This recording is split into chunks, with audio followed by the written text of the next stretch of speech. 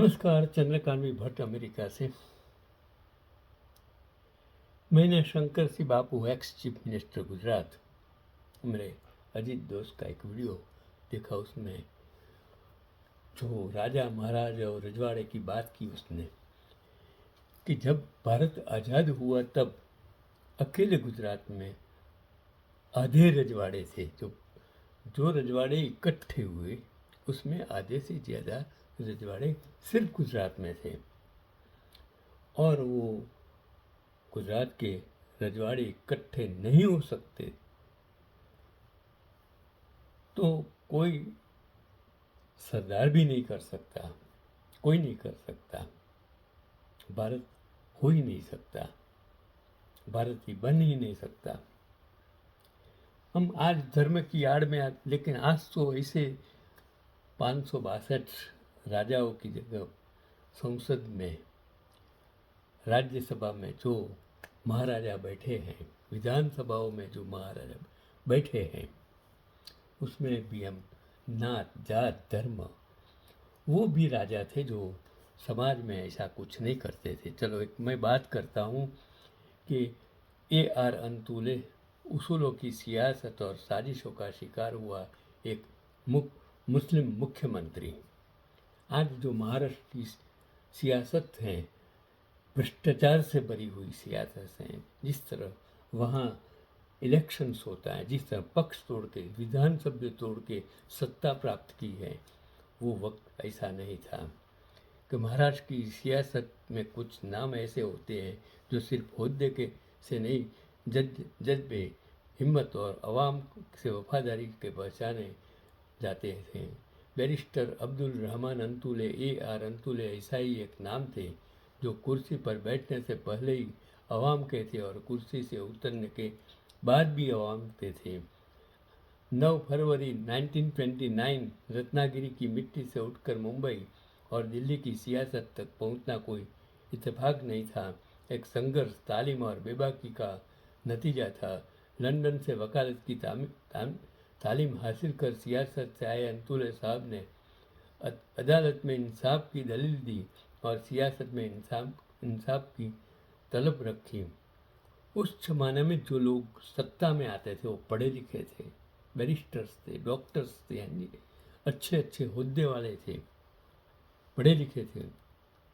साल 1980 में जब बैरिस्टर AR अंतुले महाराष्ट्र के मुख्यमंत्री बने तो यह सिर्फ सत्ता परिवर्तन नहीं था, बल्कि यह सदियों से हाशिए पर रखे गए तबकों की उम्मीदों का उभरना था। एक ऐसा मुख्यमंत्री जो किसान की भाषा समझता था, जो पुलिस वाले को इंसान मानता था और जो सत्ता को सेवा समझता था। आज भले यह बात मामूली लगे, लेकिन उस दौर में पुलिस को हाफ पैंट से फुल पैंट देने का फैसला एक क्रांतिकारी कदम था। अंतुले मानते थे कि जो वर्दी समाज की हिफाजत करती है उसकी इज्जत भी समाज की जिम्मेदारी है। यह फैसला सिर्फ कपड़ों का नहीं बल्कि पुलिस की सामाजिक हैसियत बहाल करने का प्रतीक था।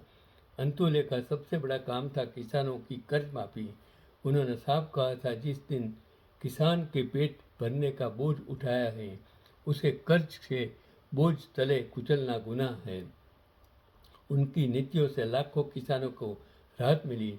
यह वही दौर था जब सत्ता पहली बार शहर से निकलकर खेतों तक पहुंची, लेकिन यही वह मोड़ था जहां मराठा लाबी और सत्ता के अंदर बैठे ताकतवर गुटों का अंतुले साहब की बढ़ती लोकप्रियता रास नहीं आई। उनके लोकप्रियता लोकप्रिय ताबड़तोड़ फैसले से प्रशासनिक अधिकारी भी सहज थे और मराठा लाबी परेशान थी। एक गैर मराठा, एक मुसलमान और सबसे खतरनाक बात, एक अवाम का नेता। इन तीनों वजहों से उनके खिलाफ साजिशों का जाल बुना गया, आरोप लगाए गए, माहौल बनाया गया और आखिरकार एक चुने हुए मुख्यमंत्री को मजबूरन इस्तीफा देने पर मजबूर किया गया। यह महज अंतुल की हार नहीं थी, वह अवाम की उम्मीदों पर वार था। मुख्यमंत्री पद छीनने के बाद भी अंतुले खामोश नहीं रहे। वे कई बार लोकसभा संसद बने, केंद्रीय मंत्री रहे और संसद में सत्ता से सवाल पूछते रहे। उनकी तकरीरें चिख नहीं होती थी, बल्कि सच की तख्त आवाज़ होती थी। तो एक ऐसी शख्सियत को जिसकी सोच में वकार, कदमों में हौसला और अमल में खिदमत थी, और अदब के साथ खिराज तहसीन पेश करते हैं। जिसने लिखा, मैंने ये जब सुना, पढ़ा, और मैं भी उनको जानता था, उनको मैं सलाम करता हूँ। आपके लिए ये पैगाम है कि कोई भी धर्म जाति मत देखो, उसकी स्किल देखो, उसका शिक्षा देखो, उसका काम करने का ढंग देखो। अगर सत्ता में बैठे लोग गरीबों के लिए नहीं बैठेंगे, काम नहीं करेंगे, ऐशो आराम करेंगे। आज इस दशक में जिस ऐशो आराम की जिंदगी एक इंसान जो अपने आप को एक गांव से गरीब कह के आया था और किस तरह जीता है, उसे आपको सोचने होगा, मुझे सोचने की ज़रूरत नहीं है। यही आज का पैगाम।